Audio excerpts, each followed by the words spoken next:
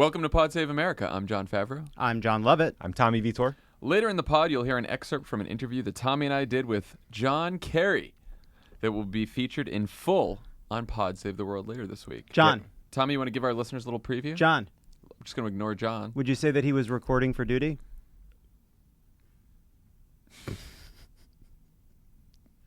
Leave all that space in. Secretary Kerry has a new book out called Every Day is Extra. We talked to him about the book, about his career, and his time as Secretary of State, the 2004 campaign, which you worked on. That's right. Secretary Kerry expressed regret that one Jon Favreau refused to work for him after the 2004 campaign. It was a poignant moment that I experienced firsthand. I love Jon Kerry. It was actually very fun. It was cool. He's in studio, playful, punchy. Check it out. It was great. Pod Save the World. It's a great show. There's a lot of you listening that don't subscribe to Pod Save the World. Fix that today. End that. I was thirsty by the end. I know. Love it. That's what it takes. Did you have a great show? You have a show, fantastic. No way. One One of your favorites? I don't have to oversell it. An amazing Love it or panel. leave it. First speaks time for everything, itself. right? We had a fantastic show at the El Rey with Senator Brian Schatz. We had a senator in the house. As opposed to Shots. As opposed to Brian Schatz Civilian with Brian no Schatz? connection to politics. Aaron Ryan was there. Janelle James, a really funny comic, was there. We had a really great show, and check it out. Best Twitter game in the Senate. Brian Schatz. That's true. We talked about that as well. the penultimate episode of The Wilderness is out today. The most ultimate episode? That's right. It's about the struggle for women's equality. Unexpectedly relevant this week. Poignant. As told by Kelly Dittmar, Rebecca Traister, Simone Sanders, and an inspiring first-time candidate who let us tag along with her campaign in Florida, Anna Eskamani. So check it out. Also, guys, we launched a ton of new shit on votesaveamerica.com. New shit. New shit. You can check your registration right on the site now. You can get specific information about your state, like registration deadlines, early voting information, competitive races to watch. You can type in your zip code, find an event, volunteer in your community. And soon, guys, we will have the long-awaited for voting guide, where you will be able to download your ballot, understand it in plain English, and even fill it out on your phone so that you are ready to go when you actually do the real thing. Check out Vote Save America.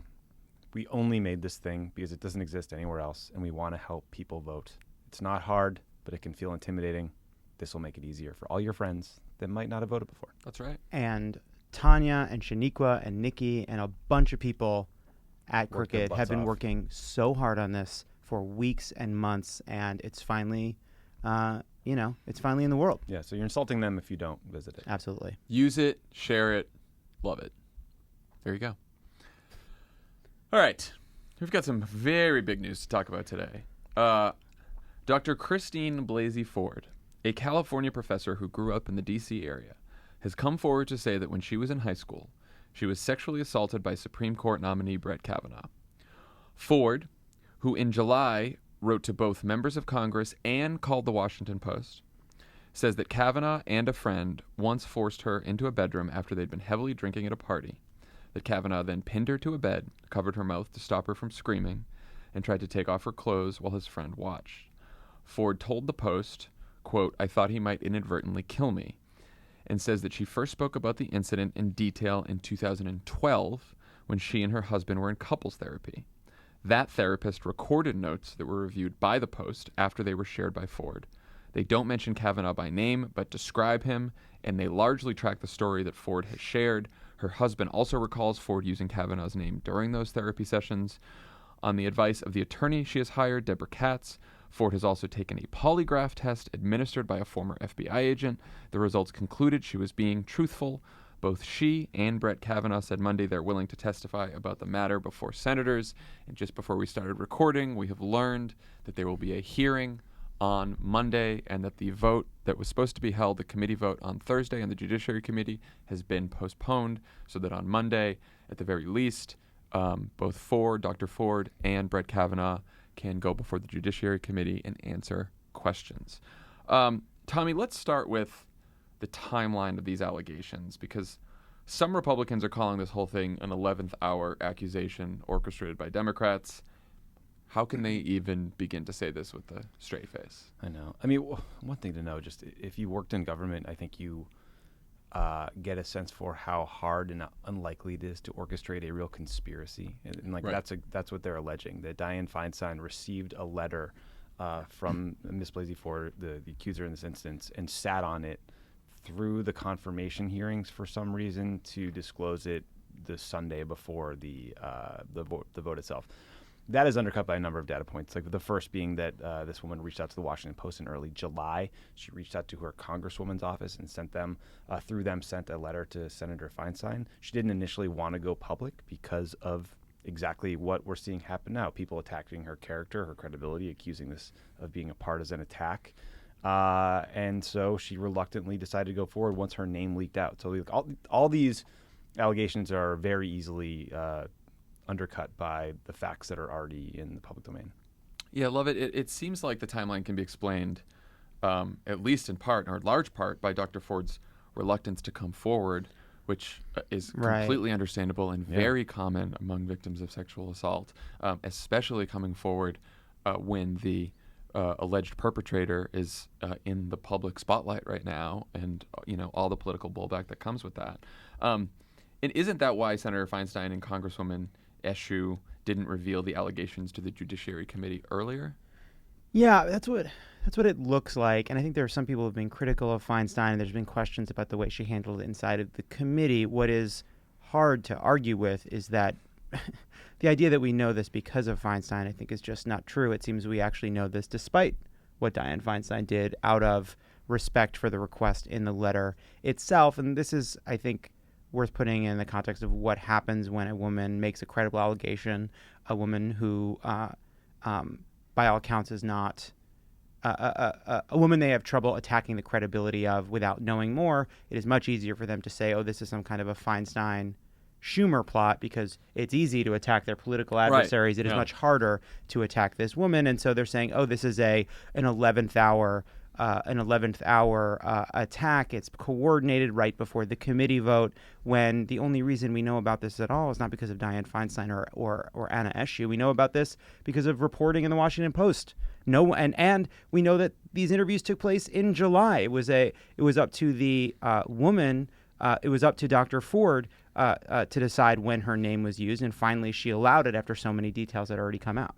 And now that the Post has reviewed the therapist's notes, she brought it up in 2012, years before Brett Kavanaugh was nominated to the Supreme Court. So that's quite a plot to hatch. And one other piece of this too is the other person involved in this is this guy Mark Judge.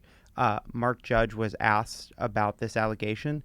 He is clearly under an incredible amount of pressure to say it didn't happen, to join Kavanaugh in denouncing it completely, but he has said twice now, I have no recollection, which is not a denial, especially when we know that Mark Judge wrote a book about being blacked out and drunk for much of his youth. So the fact that we now have we have 2012 reports of this happening. We have this woman on the record making this allegation. We have the other person potentially involved refusing to outright deny it took place. I mean, that is a lot of credible evidence. I thought one of the most heartbreaking parts of the Washington Post story about this read, by late August, Ford had decided not to come forward, calculating that doing so would upend her life and probably would not affect Kavanaugh's confirmation. And she said, quote, why suffer through the annihilation if it's not going to matter? So she was ready, by even as late as August, and decided, I don't think I'm going to do this because I'm going to get all this blowback. It's going to be an extremely painful experience, and these Republicans probably aren't going to do anything about it.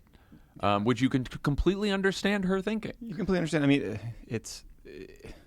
the response has been so terrible. I mean, Orrin Hatch, right out of the gate, said, I believe him. He's a person of immense integrity. I've known him for a long time. And then he pivoted to, it'd be hard for senators to not consider who he is today, because that is the issue, right? So he's already not only saying he doesn't believe her and believe her allegations, he's pivoting to but even if they're true, I care about who he is today. So they're dismissing these allegations out of hand. Yeah, I mean, let's talk about Brett Kavanaugh's response, which has been to categorically deny that the incident ever took place, saying, quote, "This is a completely false allegation. I've never done anything like what the accuser describes to her or to anyone." He also reportedly told Orrin Hatch that he denies being at the party in question and that Ford might have mixed him up with someone else. And then, as you said, Lovett, Mark Judge, who was the other person in the room, says he has no recollection. How credible is Brett Kavanaugh's denial here?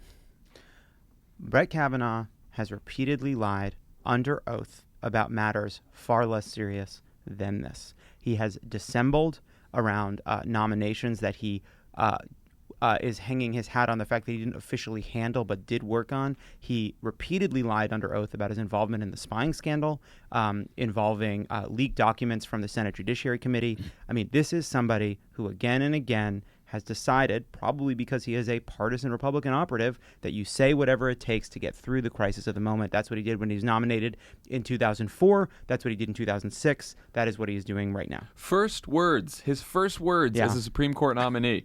"No president has ever consulted more widely or talked to more people from more backgrounds to seek input for Supreme Court nominations."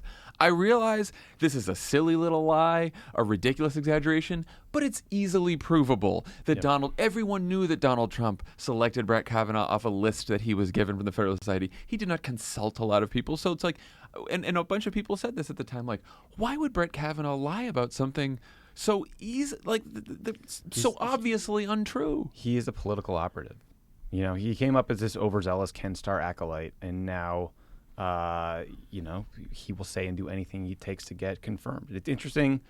It's interesting that he is flat denying this incident ever occurred, because it seems very noble if you were at a party with a big group of people. It seems there was this Mark Judge character was apparently there, that he's not denying it completely. He says he doesn't recall the incident, so they should call him forward and have him testify under oath. Well, that gets to your earlier point, Tommy, which, you have a lot of Republicans and a lot of Republican pundits out there saying, oh, well, this was something that happened when he was a teenager years ago, and how can you be judged for that? And it's like, it's not as if this happened and Brett Kavanaugh said, I was at a party, I was pretty drunk, I don't remember exactly what happened, and who knows, I don't remember it like she did. He's not even doing any of that, showed no remorse, no contrition. He's saying, absolutely not, I didn't do it, it didn't happen. So basically, the point is not, whether or not he should be forgiven for what he did years ago, which people can debate. The point is that he is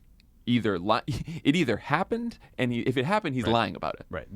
And he's lying about it over and over again. All Ari Fleischer, a bunch of people on the right are out there saying, boy, if we're all judged by what we did in high school, no one will ever be confirmed to another job in government again. And it's so amazing that they're saying that, because they're assuming he did do it, and they're then excusing him lying about it under oath. It's also like, we're not talking about a legal proceeding. We're not talking about a statute of limitations. These are all things that exist. No one is saying you should be judged forever by what you did at 17. But what we're talking about is, do you deserve to be on the highest court in the land?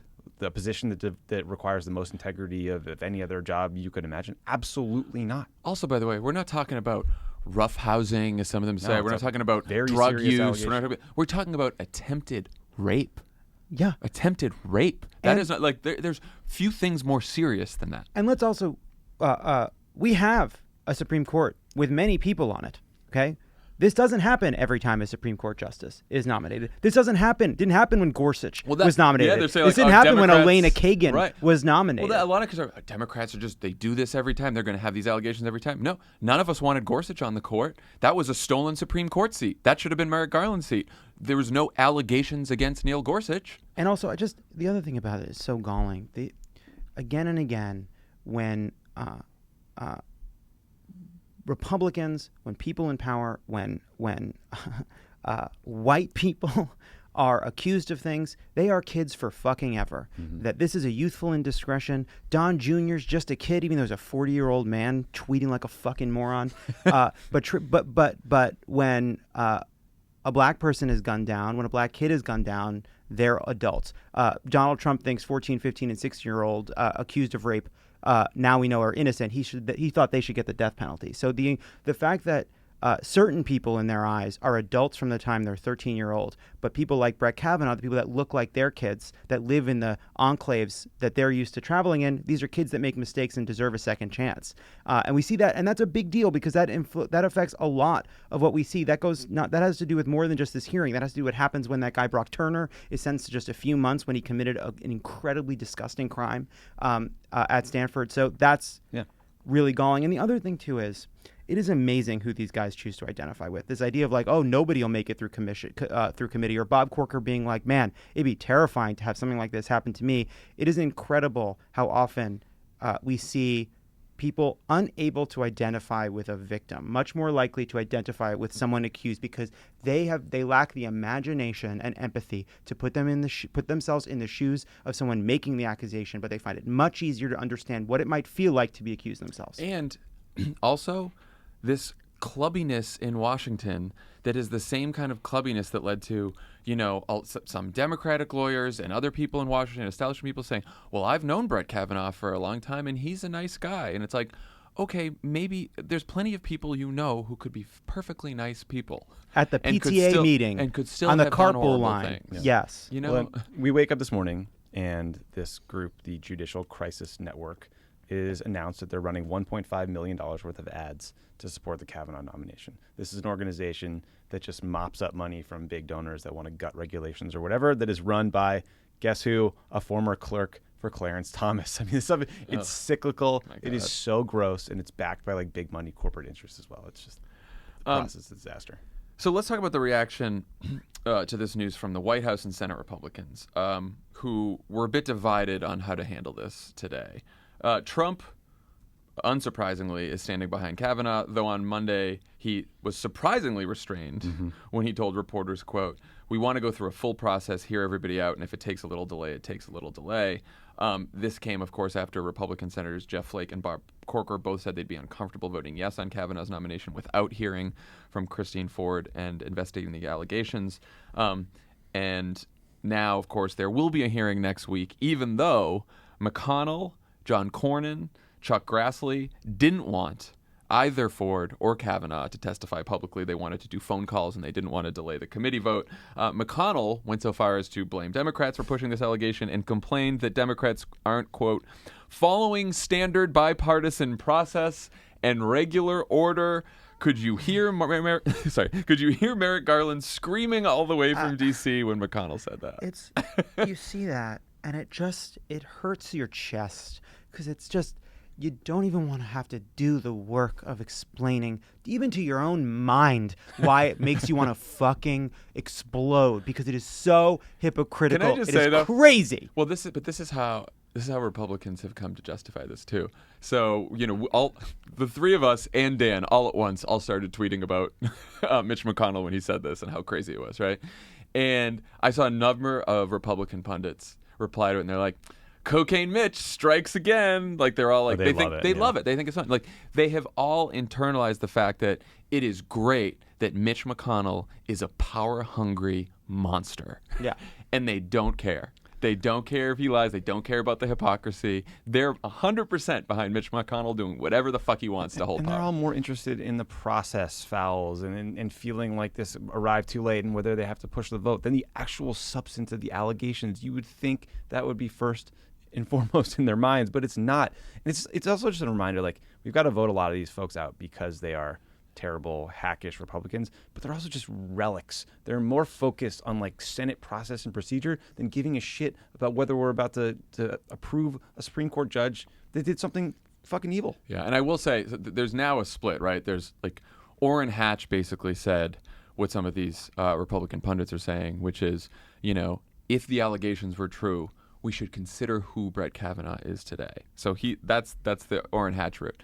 Gross. Flake and I believe Collins has said this too now, that if these allegations are true, then obviously they should vote no on the nomination because he lied.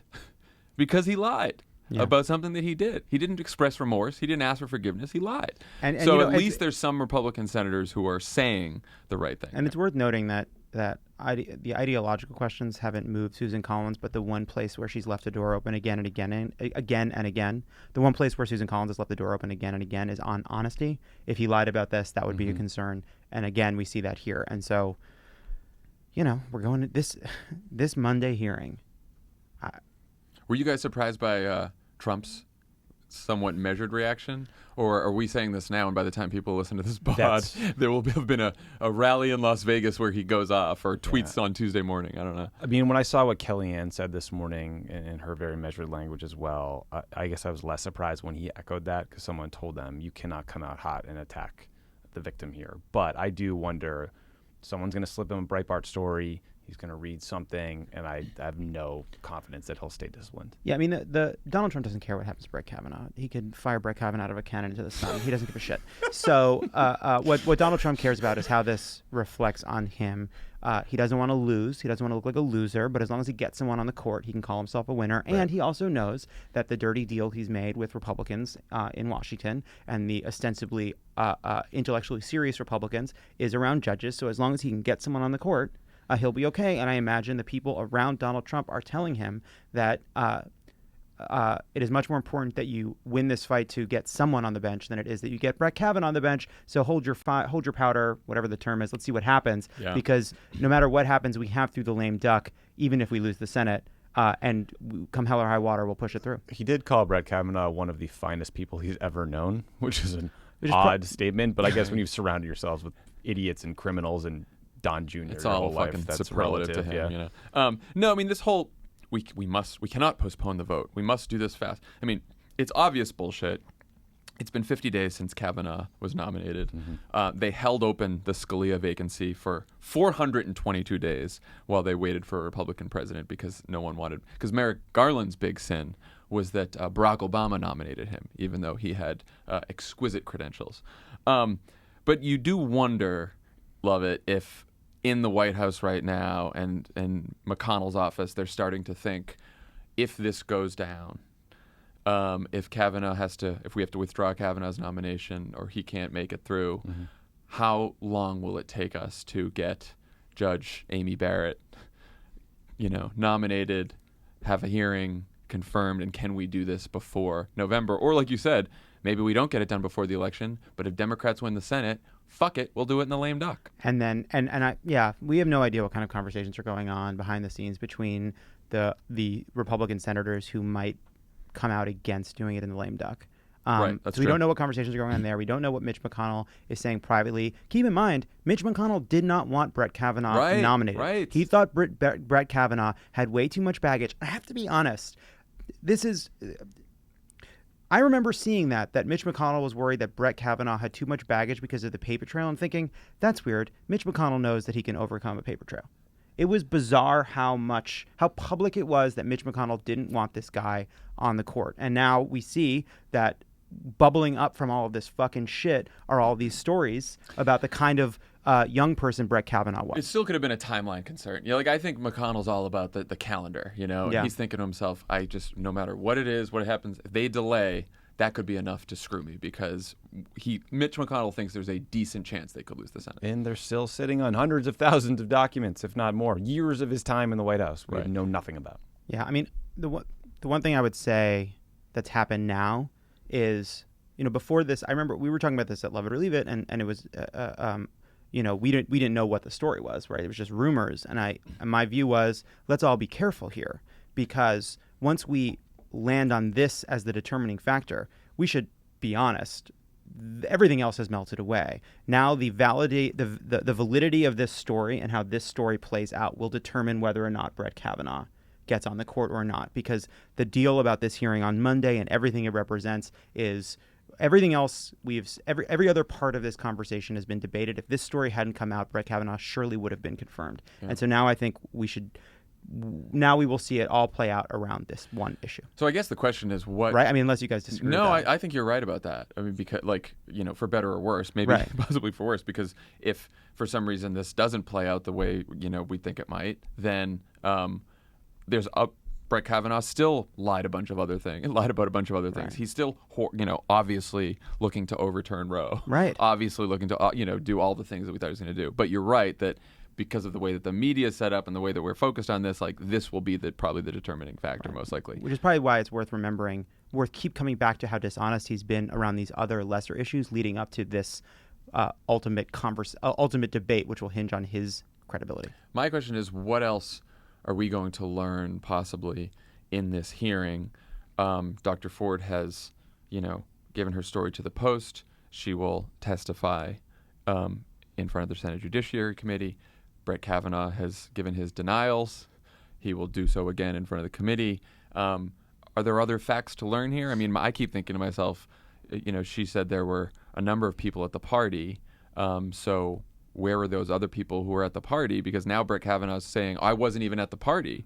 And if someone else places him at the party, that's another lie that he's been caught in. There's a lot of detail. I mean, we don't know the date. We don't know the location. We guess we know the approximate time. Like, they think it was one summer when she was 15 and he was 17. So, yeah, there's a ton of details that they could use to either say that, oh, no, he was at camp, right? Like, he wasn't in the city that day. Or, yes, you all were in the same place. These people remember you being there. They sort of remember this incident. But it's very hard. Yeah. Well, we will again. I think we owe it to her to believe her account, because there are these notes from 2012. There's all this other evidence, and he has proven himself to be someone whose word we should not trust. That's the bottom line for me. And that's why I started with the question: are Brett Kavanaugh's denials credible? Because is her story credible? No, she's very credible.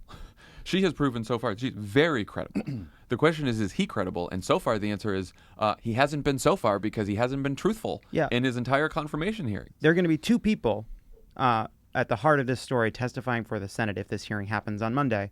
Only one of them has repeatedly lied under oath to the Senate. Right, exactly. And then also just one other thing about this. The one other part that's hard to predict is what happens when this happens on television. Everything changes when a story is told on television, and we will see what it looks like and how it feels and what Kavanaugh's rebuttal looks like and whether this Mark Judge guy shows up and who else testifies and how the senators react and what the Democrats on the committee do and what the all-male Republican members on the committee do. And so I think there's a lot we don't know. We don't know what it will look like, and we also just have no idea what it will feel like. Yeah, well, we will see. Okay. Let's turn to what is somehow the second biggest story of the day. Dude. Donald Trump's former campaign chairman, Paul Manafort, has agreed to tell Special Counsel Robert Mueller everything he knows about whether the president's campaign colluded with Russia in the 2016 election and the degree to which the president and those in his orbit have obstructed the investigation. Paul Manafort entered into a guilty plea on Friday, admitting to a conspiracy against the United States and a conspiracy to obstruct justice. Tommy, what does the guilty plea mean, and how much does it matter? Well, we know that Paul Manafort was at the June 2016 Trump Tower meeting with the Russian lawyer, with Don Jr., with Jared, with all the fun gang doing the collusion in plain sight. Boris and Natasha. Yeah. Moose and squirrel. Moose and squirrel. Moose squirrel. It means Manafort joins 4 other Trump aides who have offered cooperation. We have Michael Cohen, we have Rick Gates, we have Michael Flynn, George Papadopoulos. So, it seems likely that he has some information to offer that Bob Mueller found relevant when Bob Mueller could have effectively put him away for life, his entire life, till he died. Right? So I don't know that Mueller offers him leniency in any way without something of interest. Now, if we believe John Dowd, Mr. Trump's former lawyer, he emailed a bunch of lawyers and said, Manafort has, quote, no info on president or campaign.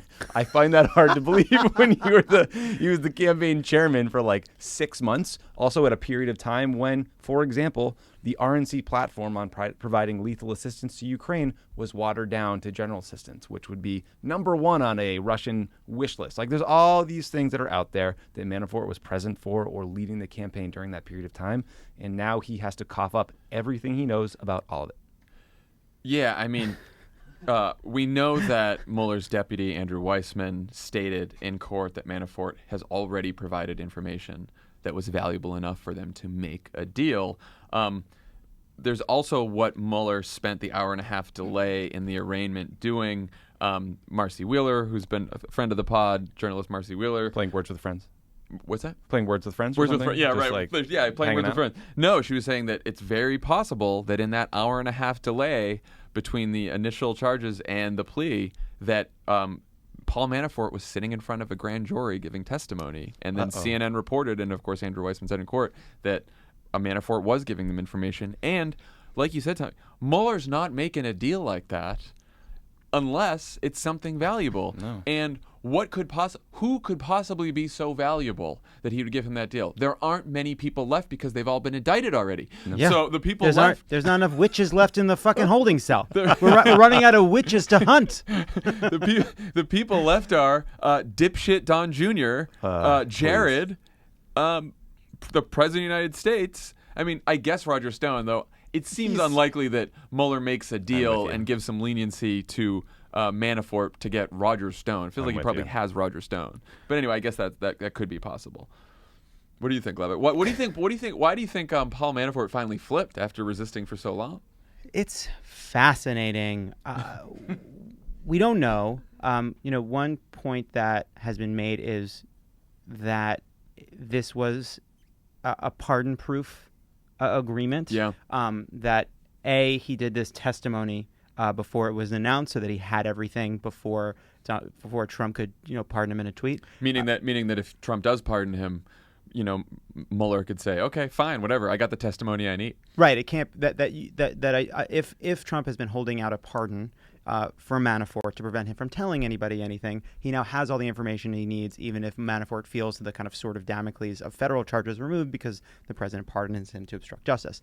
But apparently he is open to state charges on a number of the crimes that Mueller is not charging him with. Mm-hmm. So at any point, a state can come in and say, well, you testified to this shit, and Donald Trump can't pardon you for state crimes. So, this is I'm not a lawyer, though I did have a very good LSAT score.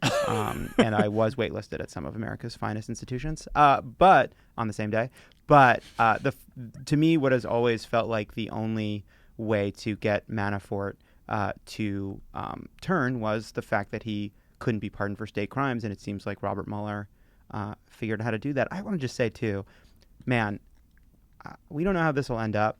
But in terms of managing the scale of this investigation, the moving pieces of all these different potential criminals and all their various crimes, the political implications of having a president who has no qualms about obstructing justice and interfering on a whim, the Republican Party abandoning their responsibility, all of it. Robert Mueller has seemed to be able to do something incredible, which is protect himself and the investigation at every turn. And I have no idea how it will turn out, but so far we have had no reason to doubt. You don't have to be a defender of the FBI to say Robert Mueller has understood the stakes here and has managed them very, very well. They also seized $46 million in Manafort's assets, which more than pays for the investigation, in case anyone was worried about the cost. Yeah, that was honestly mostly jackets. Right. And this is funny. Included in the assets is Manafort's apartment in Trump Tower. So Robert Mueller now owns an apartment in Trump Tower. That's a show. Him That's and his friends the show. can move in any time. Wait a second. Who's my landlord? Aw, jeez. First the golf club dues, and now this. This is terrible. Marcy pointed out, and another journalist did this too, that there is an NBC story from January that said Trump had reportedly told associates that Manafort could incriminate him. Now, I read that story.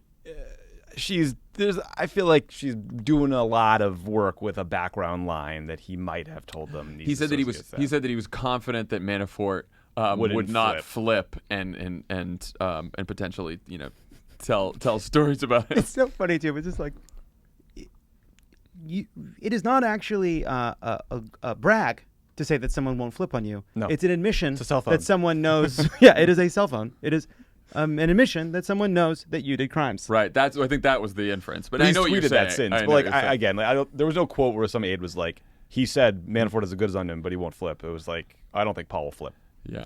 Well, the other reason they thought that the potential one other reason that Manafort might have decided to flip is he would have needed to see the testimony that Gates, the deputy campaign chairman, gave to Manafort.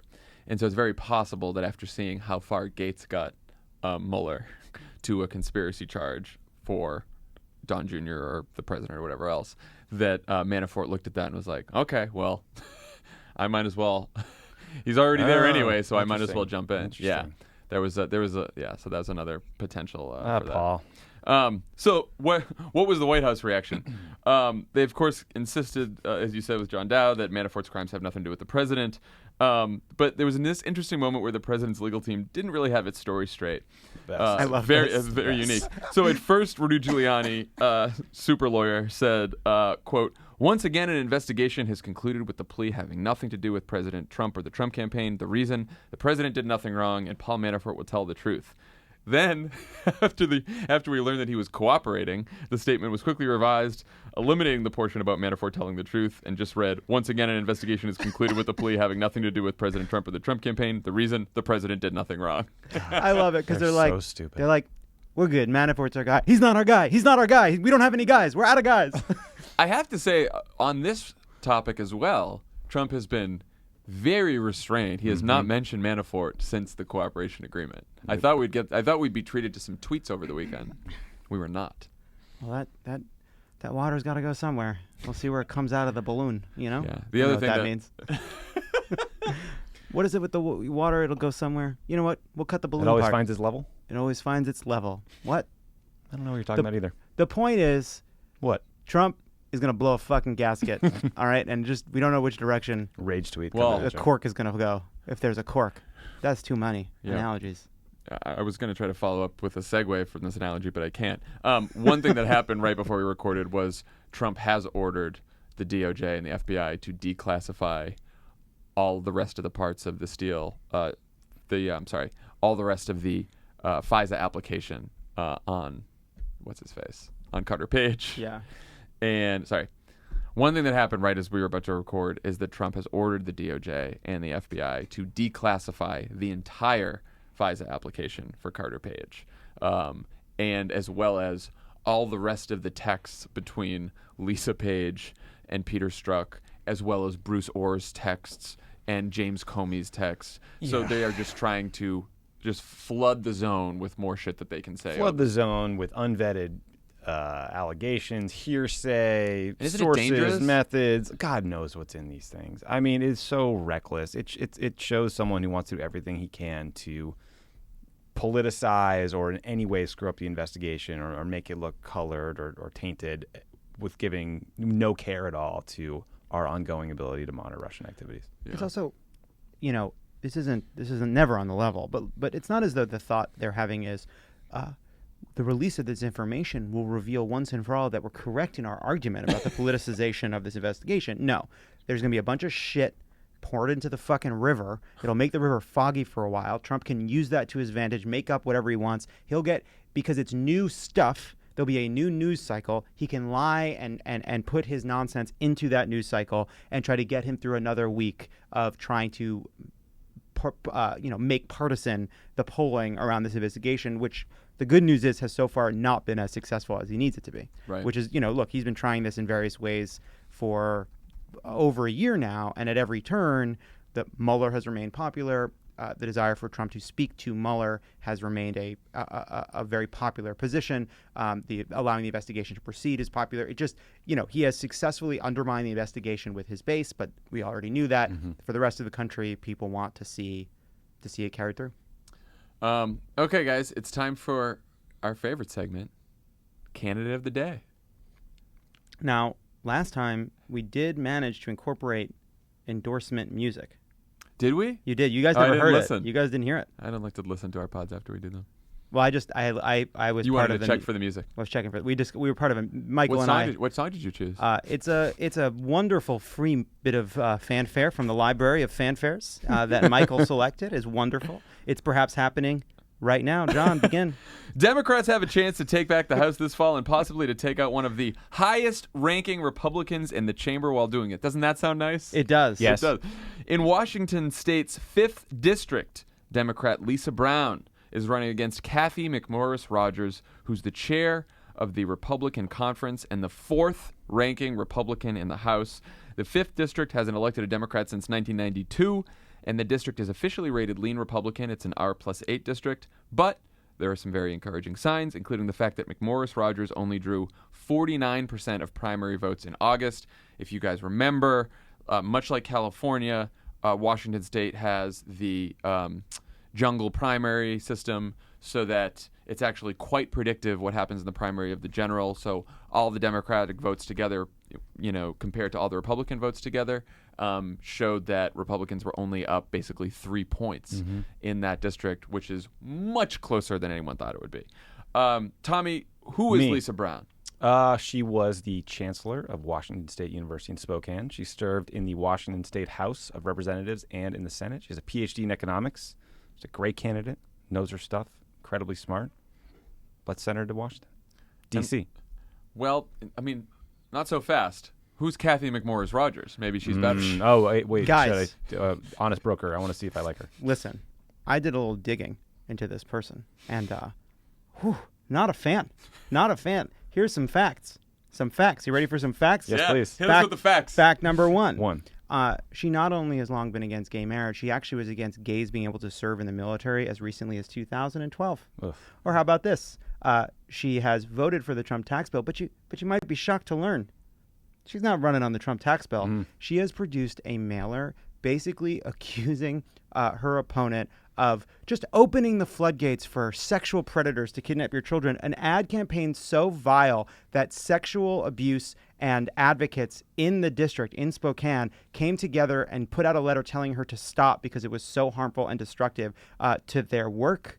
And the bill that she claims that Lisa Brown voted for that releases all these sexual offenders, actually, it's a criminal justice reform bill. It has an exception in the bill for sex offenders to make sure that they are not released. So it's the opposite. So she's a bigoted liar. Exactly. It is a vicious, and it's, by the way, just a reminder too that you don't need to. That the Trump playbook may tell you to go to MS-13, but you don't have to. There's been a Republican. There's a buffet. There's a buffet. You can take a crab leg. You can take she'll hand your child over to predators. There's a little bit of mac and cheese, and there's a dessert bar. You can do whatever the fuck you want. Say whatever you want in a mailer. So anyway. So I got to tell you, none of those data points make me like her more. So I think I'm going to stick with my initial endorsement of Lisa Brown. She's also, by the way, just one last point. She is a high-ranking Republican, and Paul Ryan left before we had a chance to beat him. Yeah, that'd be nice. But we got some high-ranking Republicans. Take out some leadership. Let's take out their leaders. And look, Kevin McCarthy's a tough district. This is probably the highest-ranking Republican district that we have a real shot at. She gave a State of the Union Republican response pretty recently, I believe. Yeah. And so? Okay. I think Tommy's already voted. I voted. Lisa Brown. I'm going to vote Lisa Brown. Lisa Brown. She's got the endorsement. She's got the Pod Save America endorsement. Go to her website. Check out the race. There's a lot of important races in Washington State that could be part of a blue wave. Yeah, I think there's about 3 seats that we could flip there. 3 big seats. 3rd, 5th, 8th, something like that. Yeah, that's right. So fertile ground in Washington State. All right. When we come back, we will have former Secretary of State John Kerry. Recording for duty.